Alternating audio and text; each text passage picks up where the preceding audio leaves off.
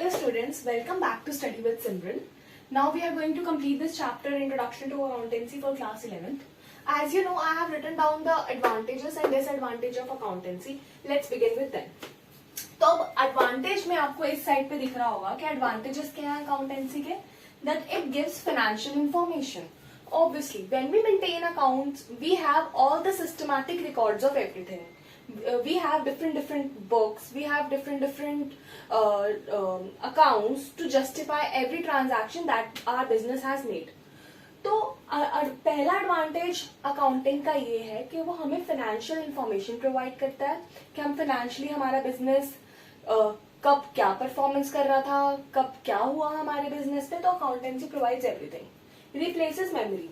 Okay, sometimes क्या होता है, हम कंफ्यूज हो जाते हैं इस चीज को लेके, where we spend the amount, कि मैंने ये वाला अमाउंट कहाँ स्पेंड करा था या मैंने कुछ भी कहाँ खर्चा करा था. तो अकाउंटेंसी वो मेमोरी को रिप्लेस करता है. When we maintain our records, when we maintain our books, तो उन बुक्स में हर डेट टू डेट की ट्रांजैक्शंस होती हैं. अगर हम उन ट्रांजैक्शंस को भूल भी जाते हैं, हमारे माइंड से स्लिप हो जाता है, तो हमारे पास अकाउंटेंसी की बुक्स में वो सब चीजें लिखी होती हैं. तो accountancy replaces memory. Helps management as an accountancy हमारी मैनेजमेंट में, हमारी कंपनी की मैनेजमेंट को हेल्प करता है डिसीजन मेकिंग में. जैसे आपने फीचर्स वगैरह में भी ये पढ़ा था. कैसे हेल्प करता है, अगर हमें एक true and fair view, true and fair image मिलती है हमारा बिजनेस कैसी परफॉर्मेंस कर रहा है, हम उसके अकॉर्डिंगली नेक्स्ट स्टेप ले पाते हैं. हम उसके अकॉर्डिंगली ये सोच पाते हैं कि हमें आगे क्या करना है जिससे हमारे बिजनेस में और ग्रोथ है, या अगर हमें लॉस है तो वो लॉस इंप्रूव हो सके. Helps in comparisons. अब आपको पता है कि हम हर फाइनेंशियल ईयर का रिकॉर्ड मेंटेन करके चलते हैं. तो वो रिकॉर्ड्स मुझे हेल्प करते हैं कंपैरिजंस करने में, कि मेरा 2018 टू 2019 बिजनेस कैसा था, वो मेरे को 2018 टू 2019 के अकाउंटिंग रिकॉर्ड से पता चल जाएगा. फिर मेरा 2019 टू 2020 का बिजनेस कैसा था, वो मुझे सेम ईयर के अकाउंट से पता लग जाएगा. बेसिकली 2019 टू 2020 के रिकॉर्ड से पता चल जाएगा. तो मैं उन दोनों ईयर्स में कंपेयर कर सकती हूँ कि कौन सा ईयर में मेरे बिजनेस ने बेटर परफॉर्म किया है. Evidence and quotes. अगर हमें कभी जरूरत पड़ती है, हमें कभी कोई प्रॉब्लम हो जाती है, तो हम अपने अकाउंट्स दिखा के कोर्ट में एक एविडेंस प्रूफ कर सकते हैं कि हमने ये रिकॉर्ड्स बनाए थे, रिकॉर्ड्स मेंटेन्ड है, और accounting records work as evidence for courts. Helps in partnership account. if you open your business or if you did any partnership with any person, तो अगर आपके बीच में कोई डिस्प्यूट्स हो या अगर आप दोनों को समझ ना आए कि क्या एक्सपेंसेस कब हुए थे, तो वो अकाउंटिंग बुक्स में हमेशा रिकॉर्ड रहते हैं. और उसकी हमेशा रिकॉर्ड करने वाले नेचर की वजह से कि पार्टनरशिप अकाउंट्स में हेल्पफुल होते हैं. Facilitate settlement of tax liabilities. अब हमें पता होता है कि हमारी क्या इनकम रही है, क्या हमारा प्रॉफिट रहा है, तो उसकी हेल्प से हम टैक्स लायबिलिटीज को भी फैसिलिटेट कर सकते हैं कि हमें कितना जीएसटी देना है, कितना हमें इनकम टैक्स देना है. उस पूरे बुक्स की रिकॉर्ड में प्रॉफिट का जब पता चलता है, तो उसके अकॉर्डिंगली हम टैक्स लायबिलिटीज को का सेटलमेंट कर सकते हैं. अब जिस चीज के एडवांटेज है उस चीज के डिसएडवांटेजेस भी हैं. चलो let's move to the disadvantages of accountancy. Not fully exact. अब अकाउंटेंसी पूरी तरह एग्जैक्ट नहीं होती है. कभी कभी कुछ होता है कि हमसे मिसकंसेप्शन हो जाए, हमने कुछ गलत लिख दिया या कोई अनरियलिस्टिक इंफॉर्मेशन जॉट डाउन हो जाए, तो हम उस केस में कहते हैं कि नॉट फुली एग्जैक्ट. हमने कभी कोई फिगर्स मिस कर दी, कुछ मिस कर दिया लिखने में, because at end of the day manually maintain होना है या कंप्यूटराइज मेंटेन होना है, human is doing that, right. तो human can forget the small thing, तो उसकी वजह से वो कभी कभी फुली एग्जैक्ट ठीक नहीं होती है. Ignores qualitative elements. ओके, अब आपको पता है कि हम अकाउंटेंसी में क्वांटिटेटिव एलिमेंट्स नोट डाउन करते हैं. Quantitative elements as in the terms of money, कौन सी सेल कब हुई, कौन सी परचेज कब हुई. लेकिन हम क्वालिटेटिव एलिमेंट्स इसमें मेजर नहीं करते. क्वालिटेटिव एलिमेंट्स कौन से होते हैं कि हमारा मैनेजमेंट कैसा परफॉर्म कर रहा है, हमारे मैनेजमेंट में कौन से स्किल्स है, हमारे मैनेजमेंट में रिलेशनशिप्स कैसे वर्क कर रही हैं, तो वो सब चीजें अकाउंटिंग बुक्स में रिकॉर्ड नहीं होती. Window dressing. ओके, तो that is the important point. What is window dressing? Manipulation of accounting record is known as window dressing. कि जब हम मैन्युपुलेट करते हैं या कुछ मैन्युपुलेशन होती है अकाउंटेंसी रिकॉर्ड्स को अकाउंटिंग रिकॉर्ड्स के साथ, फाइनेंशियल पोजीशन को अच्छा दिखाने के लिए, फाइनेंशियल पोजीशन को इम्प्रूव दिखाने के लिए या प्रॉफिट में दिखाने के लिए उससे कुछ छेड़छाड़ होती है, तो that is the window dressing. Ignores the effect of price level change. हम हमेशा अकाउंटेंसी में मनी लेवल, मनी के अकॉर्डिंगली ट्रांजैक्शंस को रिकॉर्ड करते हैं। तो कभी भी किसी चीज में प्राइस लेवल में चेंज आ सकता है, डिफरेंस हो सकता है, तो वो चीज उसमें नहीं देखी जाती।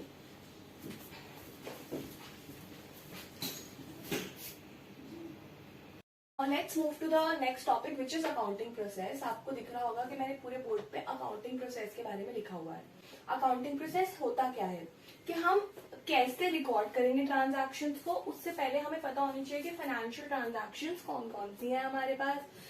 फाइनेंशियल ट्रांजैक्शंस को आप ले लो, जैसे कोई भी आपने सेल करी है तो उसको आप कैसे नोट डाउन करोगे। तो पहले तो आपको रिकॉर्ड करना है। रिकॉर्ड कहाँ कहाँ होता है? कैश बुक, परचेज और परचेज रिटर्न बुक, सेल्स और sales return book, bills payable, bills receivable, journal.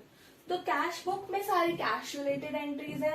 Purchase book जो आपने परचेज करा है, कुछ भी आपने जो परचेज करा है उसके रिलेटेड। परचेज रिटर्न, कभी कभी क्या होता है कि हमने कुछ परचेज करा हो, वो डिफेक्टिव हो जाए, वो चीज अप टू मार्क ना निकले, तो हमें उसको वापस करना होता है, तो वो एंट्री परचेज रिटर्न बुक में जाती है। सेल्स बुक, आपको पता है सेल्स बुक के बारे में। सेल्स रिटर्न, जैसे ही परचेज रिटर्न है वैसे ही सेल्स रिटर्न बुक भी है। जब अगर हमारी कोई सेल हुई, वो खराब निकली, वो अप टू मार्क ना निकली, तो हमें जिसको हमने सेल करा था वो बंदा जब हमें वो चीज वापस कर देता है, तो that is sales return book में वो एंट्री आएगी।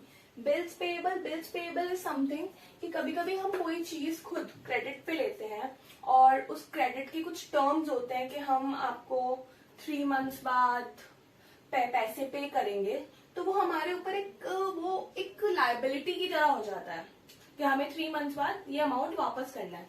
तो उस अमाउंट के लिए हम बिल्स पेएबल में उसकी एंट्री करते हैं।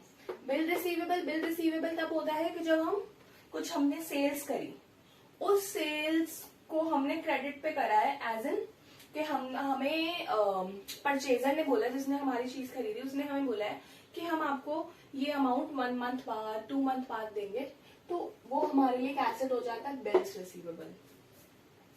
जर्नल एंट्रीज करते हैं हम, जिसमें हम सारी एंट्रीज दिखाते हैं, कौन सी ट्रांजैक्शन कौन सी डेट को कब हुई थी, क्या हुई थी। फिर इन सबको लेजर में पोस्ट करते हैं। इन सब चीजों के बारे में आपको बहुत ही अच्छे से आगे भी पता लगेगा। समराइज क्या होता है? समराइज मतलब अब इन सारी बुक्स का एक अकाउंट बना लिया, trial balance, trading P&L account और बैलेंस शीट, ठीक है। इन तीनों में सारे अकाउंट्स की समराइजेशन होती है। ट्रायल बैलेंस में जाते हैं अमाउंट्स, ट्रेडिंग अकाउंट में जाते हैं, प्रॉफिट एंड लॉस अकाउंट में जाते हैं और बैलेंस शीट में जाते हैं। फिर जब हमारी ये फाइनेंशियल स्टेटमेंट्स रेडी हो जाती हैं, तो हम इनको यूजर्स को कम्युनिकेट करते हैं।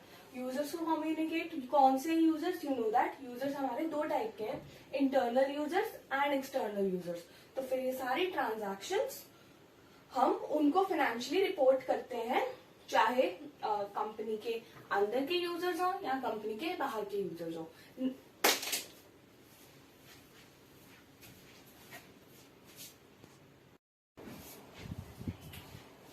So let's move further with the type of accounting: financial accounting, cost accounting and management accounting. तो financial accounting का क्या काम है? financial accounting हमें financial position बताती है और सारे financial records check करती है कि क्या ट्रांजैक्शंस हुई, कब हुई, कैसे हुई, और पूरी की पूरी फाइनेंशियल पोजीशन कंपनी के हमारे सामने लाके रख देती है। और ये हिस्टोरिकल मेथड है। कॉस्ट अकाउंटिंग इज समथिंग जिसपे हर छोटे से छोटी कॉस्ट, क्या प्रोडक्शन में कॉस्ट लगी, क्या मटेरियल्स लगे, क्या लेबर को पैसे दिए गए, वो छोटी से छोटी कॉस्ट जो प्रोडक्शन कॉस्ट है वो इसमें इंक्लूड होती है, ठीक है। तो ये क्वांटिटेटिव टर्म्स मेजर करती है, ये भी क्वांटिटेटिव, लेकिन मैनेजमेंट दोनों, क्वांटिटेटिव भी क्वालिटेटिव भी। मैनेजमेंट अकाउंटिंग इज समथिंग जो कॉस्ट के बारे में भी बात करेगी और साथ में कैसे मैनेजमेंट ने कैसे काम करा है, क्या प्लानिंग रही है, क्या डिसीजन मेकिंग रही है, सब चीजों के बारे में मैनेजमेंट अकाउंटिंग बात करती है। Let's move further with book keeping. Book keeping क्या है? बुक कीपिंग को एक आर्ट कहते हैं ट्रांजैक्शंस को रिकॉर्ड करने की। Book keeping is an art of recording financial transactions, जो हम डिफरेंट जैसे अभी हम बुक्स के बारे में बात कर रहे थे, सेल्स रिटर्न बुक में भी क्या आएगा, सेल्स बुक में क्या आएगा, परचेज बुक में क्या आएगा, दैट इज बुक कीपिंग। जब हम डिफरेंट बुक्स में या बुक्स में फाइनेंशियल ट्रांजैक्शंस को रिकॉर्ड करते हैं, that is book keeping. Let's move further with the type of, हाँ एक और चीज बुक कीपिंग के बारे में, कभी कभी लोग ना अकाउंटिंग और बुक कीपिंग में कंफ्यूज हो जाते हैं, मगर बुक कीपिंग अकाउंटिंग से छोटा टर्म है। मतलब accounting is a wider concept, accounting एक वाइडर कंसेप्ट है, अकाउंटिंग में हर चीज इंक्लूड होती है, मगर बुक कीपिंग में सिर्फ हम ट्रांजैक्शंस को रिकॉर्ड कर रहे हैं, बल्कि अकाउंटिंग में हम फाइनेंशियल पोजीशंस भी बता रहे हैं बिजनेस की। तो accounting is a wider concept than book keeping.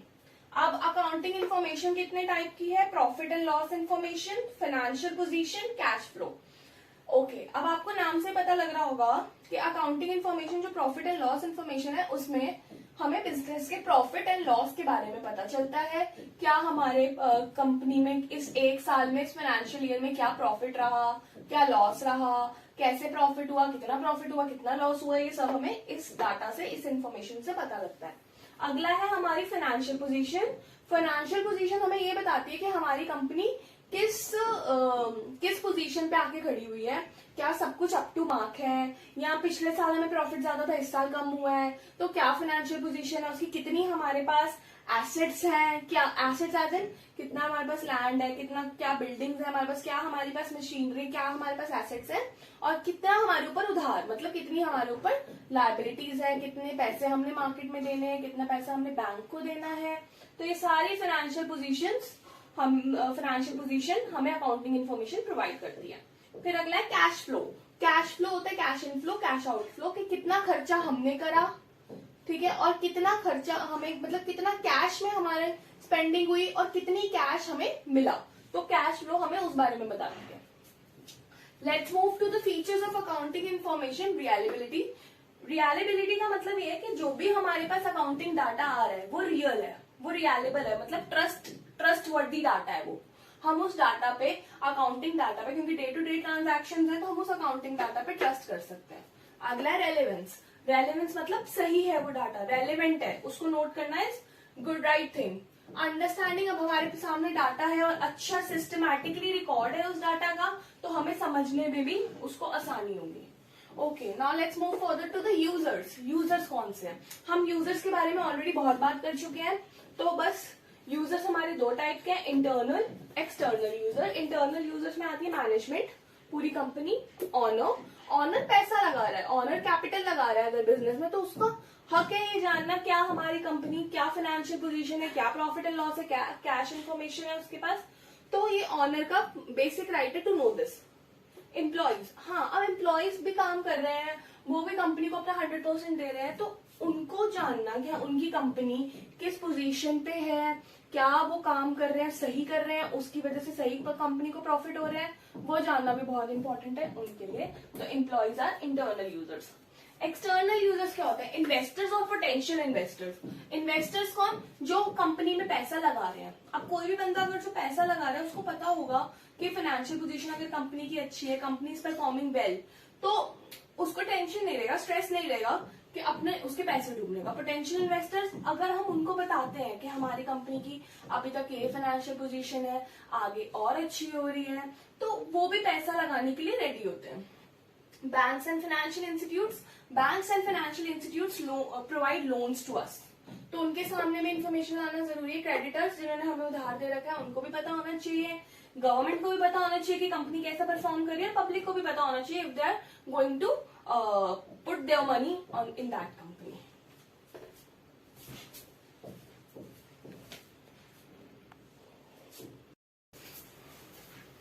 अब अकाउंटिंग में दो तरह की एंट्री सिस्टम होते हैं, एक होता है डबल एंट्री सिस्टम और एक होता है सिंगल एंट्री सिस्टम। तो पहले हम डबल एंट्री सिस्टम के बारे में बात करते हैं। अब यहाँ पे आपको पता लग गया होगा वर्ड यूज हुआ डबल। तो डबल तरीके से एंट्री होती है। डबल तरीके से एंट्री कैसे होती है? डेबिट में और क्रेडिट में। अब आपने कुछ खरीदा, मान लो परचेज हुआ रॉ मटेरियल, आपने अपनी कंपनी के लिए रॉ मटेरियल परचेज करा है, तो अब जब आपने वो रॉ मटेरियल परचेज करा, आपके पास क्या आ रहा है, रॉ मटेरियल आ रहा है, तो आपने उसके लिए पेमेंट की होगी, तो आपके यहाँ से कैश जा रहा है। जो चीज हमें आ रही है, जिस चीज की रिसीट हो रही है, वो हमारी जाएगी डेबिट में, और जो चीज हमारे यहाँ से जा रही है वो हमारी जाएगी कैश में। तो डबल एंट्री सिस्टम बहुत ही अच्छा सिस्टम है। इसके एडवांटेजेस ये हैं कि हमें एक रिलायबल इंफॉर्मेशन मिलती है, एक ट्रस्टवर्दी इंफॉर्मेशन मिलती है, हमें एक्यूरेसी मिलती है कि हाँ क्या चीज आ रही है, क्या चीज जा रही है, और कैसे हो रही है वो ट्रांजैक्शन, और फाइनेंशियल पोजीशन पता चलती है, प्रॉफिट एंड लॉस पता चलता है। ये सारे एडवांटेजेस है डबल एंट्री सिस्टम के। डबल एंट्री सिस्टम का प्रोसेस क्या है, पहले जर्नल मेंटेन किया जाता है, फिर जर्नल बुक्स मेंटेन की जाती हैं, फिर लेजर बुक्स, फिर ट्रायल बैलेंस। इनमें सारी इंफॉर्मेशन रिकॉर्ड की जाती है कंपनी की, क्या ट्रांजैक्शन कब हुई, कैसे हुई, कितनी तारीख को हुई, एवरीथिंग।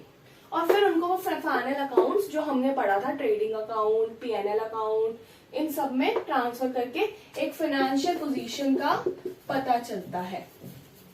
तो हमारी डबल एंट्री सिस्टम बहुत ही ज्यादा अच्छा, बहुत ही ज्यादा एक्यूरेट, बहुत ही ज्यादा रियलिस्टिक, बहुत ही ज्यादा इंफॉर्मेशन प्रोवाइड करने वाला है। सिंगल एंट्री सिस्टम और incomplete record. Single entry system कि सिंपली लिख दिया कि ये ट्रांजैक्शन हुई, उसमें अब डबल साइड नहीं पता लग रहा ना, उसमें ये नहीं पता लग रहा कौन सी चीज आ रही है, कौन सी चीज जा रही है, तो इसको हम इनकम्प्लीट रिकॉर्ड्स भी बोलते हैं। सिंगल एंट्री सिस्टम ज्यादातर यूज नहीं किया जाता, डबल एंट्री सिस्टम ही यूजेबल है और यूजफुल भी है। तो डबल एंट्री सिस्टम के हमें एडवांटेजेस भी पता चल चुके हैं कि बहुत ज्यादा रियलिस्टिक, बहुत ज्यादा information provider double entry system है। इसका प्रोसेस भी पता चल चुका है। सिंगल एंट्री सिस्टम के बारे में हमें पता लग चुका है कि normal writing of the receipts and payments is single entry system, और इसको इनकम्प्लीट रिकॉर्ड्स भी बोलते हैं। तो we are done with the chapter 1 of introduction to accountancy. अब जल्दी एक न्यू वीडियो आएगी चैप्टर 2 के लिए। तब तक do like, comment and subscribe to this channel. Thank you.